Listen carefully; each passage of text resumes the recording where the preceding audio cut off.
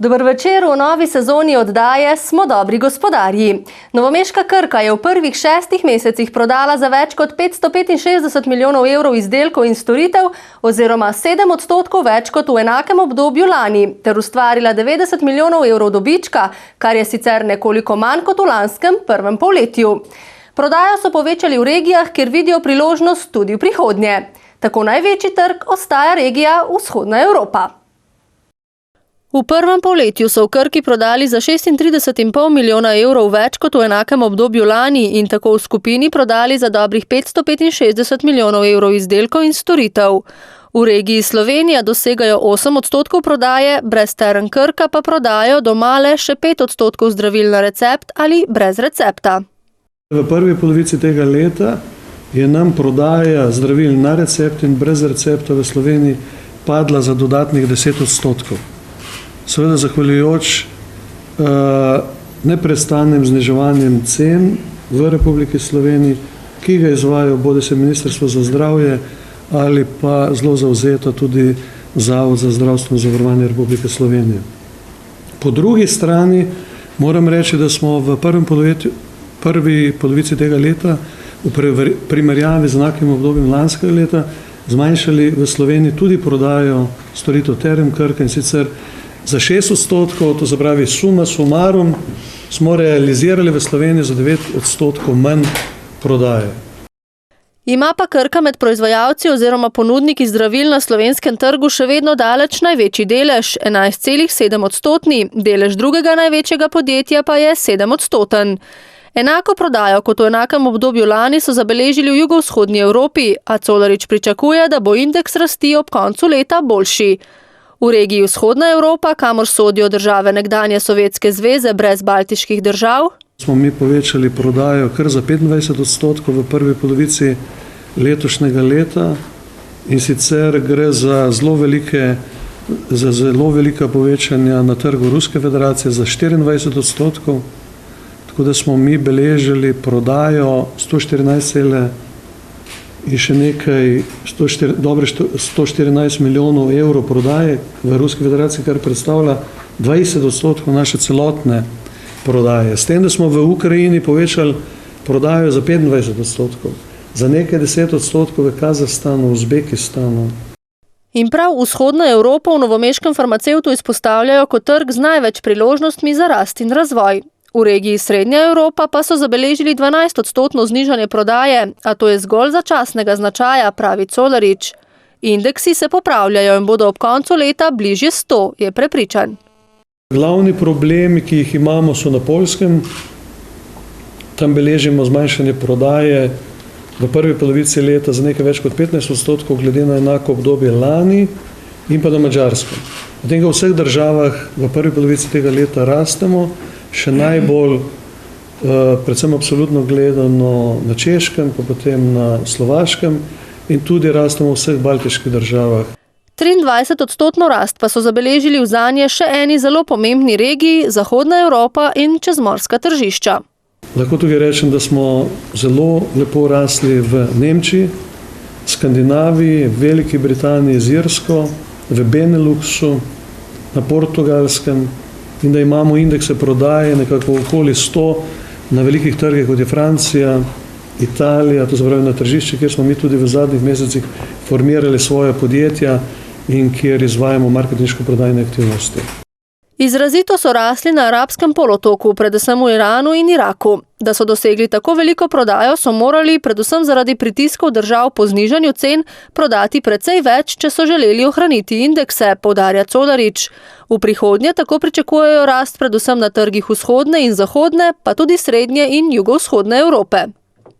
Mi smo v prvi polovici tega leta povečali recimo prodajo zdravil na recept za 8% ali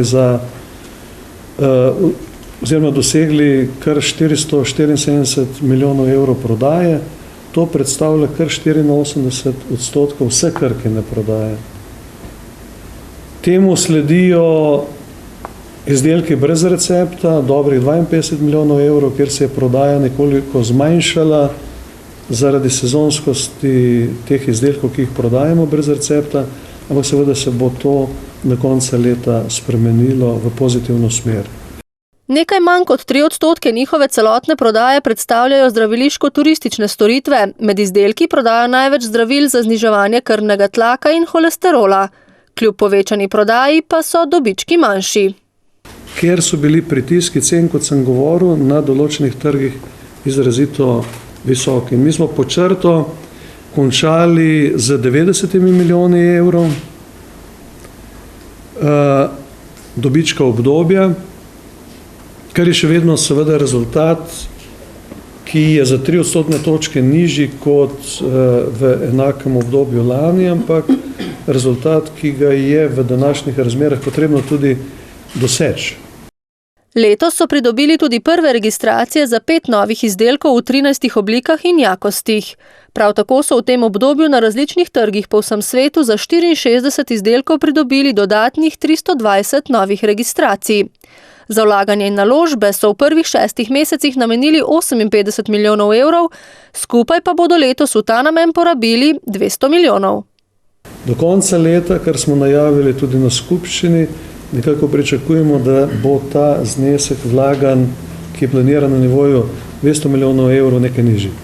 Sredi junija so začeli največji projekt v zgodovini Krke v Ločni, gradnjo Notola 2. To je proizvodnja kapsul in pa tablet s kapaciteto 4,5 milijarde na leto. Verjamem, da bo to kasneje z raznimi dokupi opreme še več in vrednost investicije je 200 milijonov evrov. Na tej lokaciji je v polnem teku tudi naložba v Krkino odvisno družbo Farma GRS. To je razvojni projekt. Krka je 99,7% solastnica tele družbe in potem imamo še 3 poslovne partnerje. Moram reči, da smo tukaj prijeli več kot 10 milijonov evrov evropskih sredstev za ta namen. Gre za razvojni projekt, gre za nove učinkovine, nove gotove izdelke, tudi za proizvodnjo učinkovin. Konec julija pa so začeli graditi tudi dolgo pričakovano Sintezo 1 v Krškem. Ta investicija začenja od nič, infrastrukturo je potrebno narediti, potem novo tovarno, 3 leta bo to trajalo, nekaj 10 sodelavk in sodelavcev bo dobilo v začetku tam delo. Je pa res, kot sem povedal tudi že prej na novinarski konferenci, da pri nas tako in tako iz tistega okolja, iz tistega bazena občine Krško, Sevnica, Brežice, Kostanjevica na Krki je 230 krkašic in krkašov. Ampak seveda s tem v Krškem mi pridobivamo na 17 hektarjih zemlje eno zelo dobro lokacijo v začetku za proizvodnjo zdravilnih učinkovin, ki jih potem ugrajujemo v Krkine izdelke, bodisi tukaj na lokacijah v Novem mestu, predvsem v Novem mestu ali tudi v tujini, v naših proizvodnih kapacitetah v Nemčiji, na Poljskem, na Hrvaškem in pa seveda predvsem v Rusiji. Število zaposlenih so v prvih 6 mesecih povečali za 3%. Ali za 261, od tega smo v Republiki Sloveniji povečali število zaposlenih za 99, s tem, da smo nadomestili vse tiste, ki so šli v tem obdobju v pokoj, v tujini pa za 162 sodelavk in sodelavcev. Tako da je danes 51% krkašov v Sloveniji, 49% v tujini. Od 11. aprila pa novomeško podjetje vzporedno kotira tudi na varšavski borzi, kjer se sicer z delnico z izjemo prvega dne ne trguje. Namen Krke, da kotira na varšavski borzi, ki je ogromna borza, je, da imamo tehnično kotacijo in neko odlično platformo, da ko bo in če bo Krka potrebovala dodatna finančna sredstva za take ali drugačne namene, jih lahko pridobi na tem trgu. Po drugi strani, če bodo, trenutna situacija ni taka, če bodo razmere take, da bo zanimivo plasirati sklad lastnih delnic na varšavski borzi, bo seveda uprava sklepala tudi o tej možnosti. Konec junija je sicer imela Krka nekaj več kot 70.000 delničarjev. V glavnem se dogaja to, da domače fizične osebe, domači skladi, domače pravne osebe prodajajo, to se pravi pomalo Krkine delnice, kupujejo pa tujci. kupujejo tujci, tako da delež tujcev konec junija znaša 16,7%. Tujci so tisti, ki vedo, kaj menijo analitiki o Krkini delnici, da so ciljne nekako vrednosti oziroma cene, ki jih analitiki kažejo višji, kot je pa današnja tržna cena na Ljubljanski borzi. Iz dolenjske prestolnice pa v Posavje. V zbirnem centru komunalnih odpadkov Spodnji Stari Grad v Krški občini so sredi avgusta odprli najsodobnejšo sortirno linijo za mehansko obdelavo mešanih odpadkov v državi. 3,2 milijona evrov vredna naložba, ki jo je vodila družba Kostak in plačala občina, bo ugodno vplivala na cene odvoza smeti za uporabnike v občinah Krško, Kostanjevica na Krki in Sevnica. Odpira pa tudi nekaj delovnih mest. Občina je prispevala okrog 1,1 milijona, vse ostalo je oprema, ki je pa ravno tako, pravzaprav jo bo plačala na koncu občina, vendar je pač odloženo financiranje.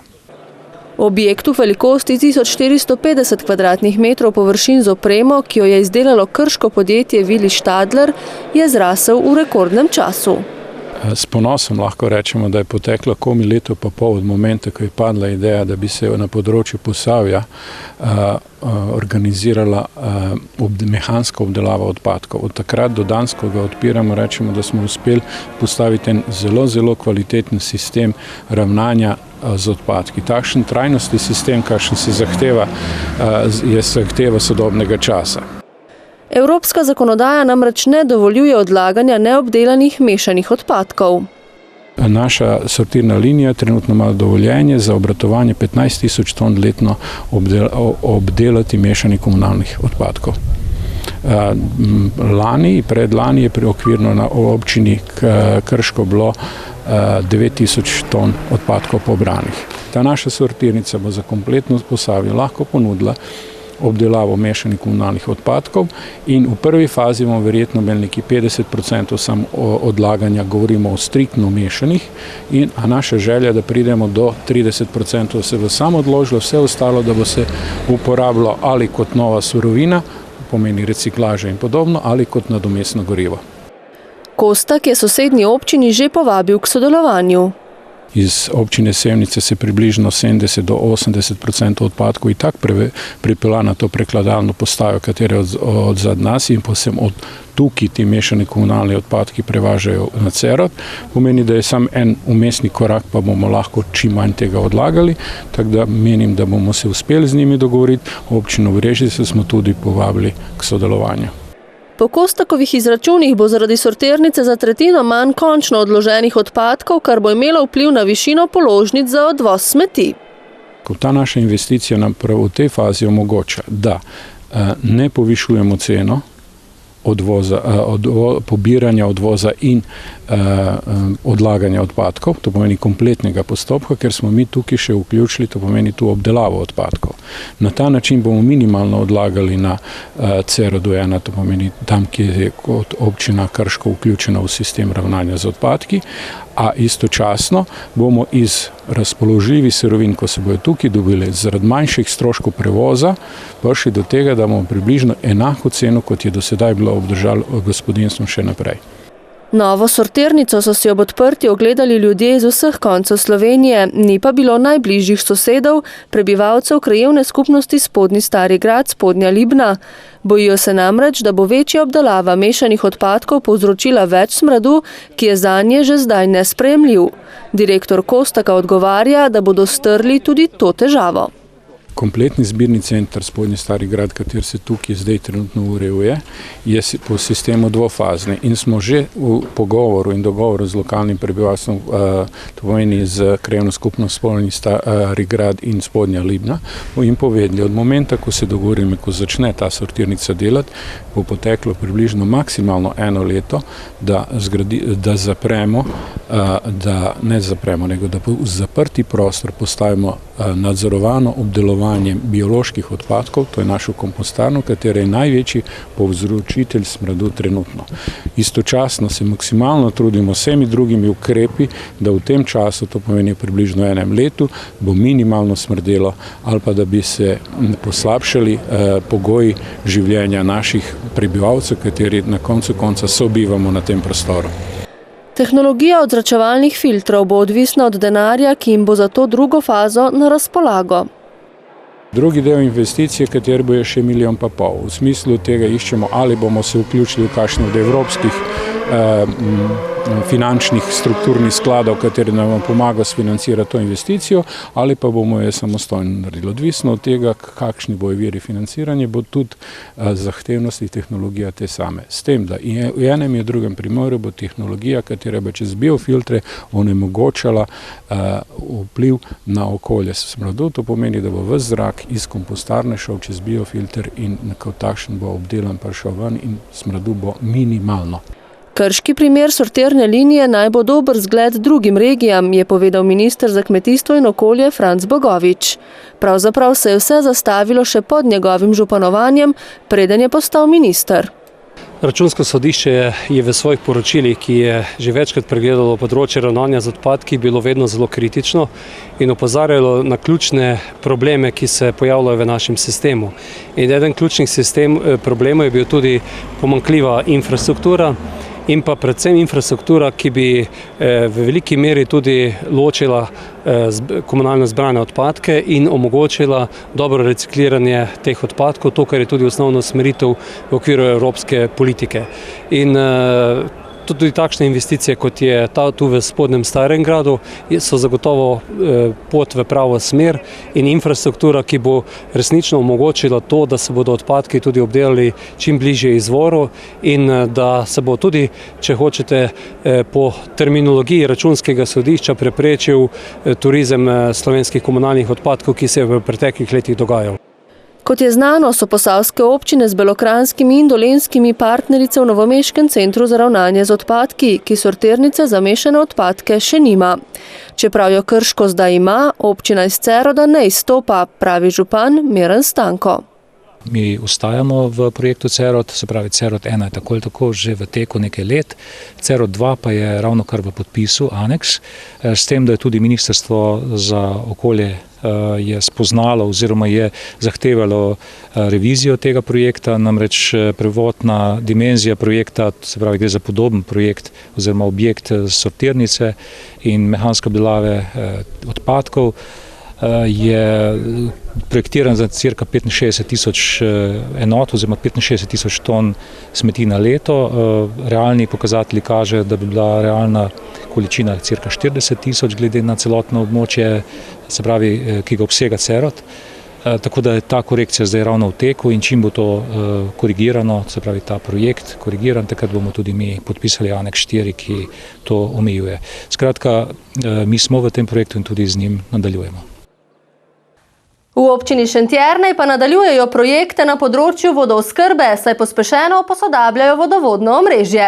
Potem, ko so skorajda dokončali nov vodovod v vzhodnem delu občine, jih prihodnje leto čaka gradnja v vaseh v zahodnem delu. V sklopu projekta hidravlične izboljšave bodo tako občanom zagotovili kakovostnejšo pitno vodo. V občini Šentjernej so v minulih 2 letih obnavljali vodovod tudi v Ostrogu, kjer so ga uradno predali namenu v sklopu občinskega praznika. Lahko govorimo o 10 kilometrih obnove vodovodnega sistema, se pravi na relaciji Dolenja Stara vas, Ostrog, Groblje in Šentjakov in na delu Hrastje, Orehovica. V Ostrogu so nov vodovod težko pričakovali. Mi imamo vodo že od vsega začetka s Kostanjevce, pa to je bilo, od začetka smo imeli več problemov, no zdaj se malo, zadnje čase si to malo poboljšalo, ampak je bilo pa nujno potrebno zamenjava osnovnega voda. Ostrožani so si želeli boljše vode, poudarja Gorišek. Dostikrat je bilo s Kostanjevske strani, ker je tam zajeti na takem področju, je bila onesnažena. Voda je to, kar smo probali, je kar v redu. In tako pritisk, zdaj imamo vode dostkrat je bilo od Kostanjske strani, ker je voda tudi pritisk ne bil in je vode zmanjkalo. Ne? Vrednost celotne naložbe izgradnje 10-kilometrskega omrežja je približno 2,5 milijona evrov. Gradnja v vzhodnem delu se počasi končuje, tako da bo vodovod obsegal približno 350 novih hišnih priključkov. Lahko rečemo, da se tem projektom sedaj v občini Šentjernej večinoma lahko rečemo več kot 80 oziroma 90% smo pokrili z kakovostno pitno vodo. S tem pa projektov na področju vodooskrbe ni konec. Tako so minuli mesec že odprli novo črpališče v Kamniščku v krajevni skupnosti Orehovica. Predvsem naj povem, da smo se o tem črpališču pogovarjali kar nekaj let. Seveda tukaj je prihajalo do nevšečnosti zaradi, določenih lastnikov tega zemljišča. Potem se je pojavljala tukaj tudi denacionalizacija. Skratka, te zadeve smo skupaj s komunalo rešili. Podpisali so pogodbo z novim lastnikom zemljišča, za katerega zdaj občina plačuje odškodnino. Črpališče ima vrtino na 220 in črpalko na 40 metrih, mesečno pa iz te vrtine odvzamejo približno 10 tisoč kubičnih metrov pitne vode. Izredno kvalitetno vodo za naše gospodinjstva dobimo približno z 12 litri na sekundo, kar pomeni, da v tem trenutku pokrivamo seveda približno 1/3 naših občanov iz tega zajetja, lahko bi pokrivali po izračunih 2/3, vendar pa pomeni, da bomo morali seveda sanirati obstoječe vodovodne sisteme. Vodni vir daje občini kar zajeten del pitne vode in ugotavljamo, da je možno iz tega istega vira pridobiti še več vode, tako da bi občina Šentjernej lahko iz svojih virov v kratkem lahko imela vodo za svoje občane in za svoje potrebe iz lastnega področja. Zaenkrat dobiva vodo iz Kamniščka tretjina občanov v 15 vaseh. Kar pa pomeni, da bomo to vodo pripeljali tudi še po ostali občini, predvsem pa, da bomo že naslednjo leto gradili nov vodovodni sistem v dolžini približno 6 km, kar pomeni, da bomo ta zahodni del naše občine torej izboljšali kvaliteto, predvsem pa zamenjali dotrajane približno tam 34-35 let stare vodovodne sisteme. Po skorajšnjem dokončanju gradnje 10-kilometrskega vodovodnega sistema v vzhodnem delu občine sicer prihodnje leto načrtujejo nadaljevanje gradnje še v zahodnem delu. Kakovostnejšo vodo iz 6 kilometrov novih cevi bodo dobili prebivalci Hrastja, Zapuš, Pristave ter Gorenjega in Dolenjega Mokrega polja. Bo pa občina v prihodnje s komunalo skušala najti dodatne vodne vire. No, trenutno količine, ki jih črpamo, zadostujejo, če bi imeli dovolj velike vodohrane. Večji vodohrani bojo rešeni z projektom hidravlične izboljšave, ki bojo zagotavljale večje vodohranske kapacitete in s tem konične porabe. Ob vse večji suši bodo rezervni vodni viri nujni, pravijo v komunali. Tukaj jih bomo iskali na območju Javorovice in pa ureditev samih cevovodov, da bomo količine, ki jih imamo tukaj že na razpolago, spravili do Šentjerneja. V tej občini sicer, tako kot druge naložbe, tudi vodovodni sistem gradijo s pomočjo evropskih in državnih sredstev. V primeru te naložbe je teh 60%. Za konec pa še eno majhno dolenjsko občino. V Mirni Peči v prihodnje veliko stavijo na industrijsko cono, ki se razteza na 21 hektarjih. In čeprav zdajšnji časi niso preveč naklonjeni podjetništvu in nasploh pospeševanju gospodarskega razvoja, se tam vendarle nekaj premika. Prihaja namreč prvi naložbenik. Gre za tuje podjetje, ki je pridobilo gradbeno dovoljenje in v industrijski coni že postavlja halo. To je italijansko podjetje Čekon, ki bo v glavnem izvajalo delo za avtomobilsko industrijo. In še vedno oni pravijo, da bojo nekje v letošnjem letu postavili to halo in potem tudi zaposlovali tam od 35 do 40 ljudi naj bi na novo zaposlili. Zanimanja za industrijsko cono je kar nekaj, pravi Kastelic. 4 naložbeniki po njegovem resno razmišljajo o postavitvi obrata. Tudi v družinskem podjetju Strešniki Golob iz Malenske vasi, saj so že pred 6 leti kupili zemljišče v tej coni in čakajo na selitev. Prostorsko so namreč omejeni in so, kot pravi lastnik Marjan Golob, postali za vas preveliki. Načrtujemo kompletno proizvodno preseliti, za to proizvodno imamo že tudi stroje kupljene, se pravi halo tam nekje 60x20 in noter v to halo kompletno proizvodnjo in skladišče za prodajo. Kljub temu, da v podjetju z 8 zaposlenimi, ki je največji proizvajalec betonskih strešnikov v slovenski lasti, občutijo recesijo, pa hkrati delajo na razvoju. Zato težko čakajo na preselitev na novo lokacijo v industrijsko cono. Naselitev v nove prostore pa v Mirni Peči čakajo tudi šolarji in vrtičkarji. Pouk v novem šolskem letu so sicer začeli še v stari šoli. Nova stavba naj bi bila namreč z okolico nared do konca tega leta. Novo zgrajena šola bo velika pridobitev za občino ter predvsem za otroke, njihove starše in zaposlene. Materialni in prostorski pogoji za delo bodo na novi lokaciji bistveno boljši. Ja, predvsem so bolj sodobne učilnice, več je manjših učilnic, ki omogočajo pouk v manjših skupinah. Bistveno večja je knjižnica, nudi nam ta šola bistveno večjo multimedijsko učilnico, kot jo imamo sedaj, ki je spremenjena iz nekega kabineta. Pridobili bodo tudi specialne učilnice, ki jih zdaj nimajo, ter 8 oddelkov vrtca. Gradbena dela na šoli so v sklepni fazi, je pojasnil župan Andrej Kastelic. Bil je razpis za zunanje ureditev, to je verjetno že znano, in tudi izbrani izvajalec, to je cestno podjetje Novo mesto, CGP.